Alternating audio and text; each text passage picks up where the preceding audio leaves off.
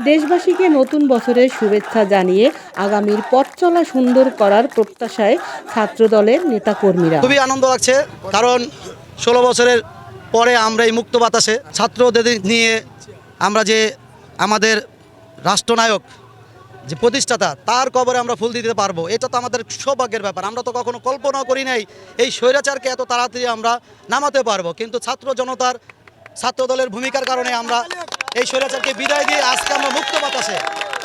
দেশবাসীর উদ্দেশ্যে একটি কথা বলবো, যে স্বৈরাচার যেই ফ্যাসিবাদ জনগণের উপর নিপীড়নভাবে যে গুলিবর্ষণ করেছেন, যে অত্যাচার করেছেন, আমরা বলে দিতে চাই যদি কখনো জনসমর্থনে বিএনপি ক্ষমতা আসে, আমরা জনগণের সেবক হিসেবে কাজ করব, আর সেই ছাত্রদল সেবক হিসেবে পাহারাদার হিসেবে থাকবে। আমরা চেষ্টা করেছি ছিনতাইকে নির্মূল করার জন্য, মাদক নির্মূল করার জন্য। আমাদের বিএনপির চেয়ারপারসনের যে মেন চেয়ারম্যান, ভারপ্রাপ্ত চেয়ারম্যান, সে দিক নির্দেশনা দিয়েছে।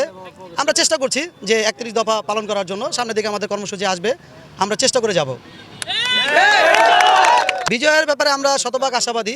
যদি জনগণ আমাদের পাশে থাকে, জনগণ যদি আমাদের ভোট দিয়ে মূল্যায়ন করে, সেই ক্ষেত্রে আমাদের জনগণের ম্যান্ডেট নিয়ে আমরা সরকার গঠন করব, এবং যদি সরকার গঠন করতে পারি সেই হিসেবে আমরা জনগণকে নিয়েই দেশ পরিচালনা করব।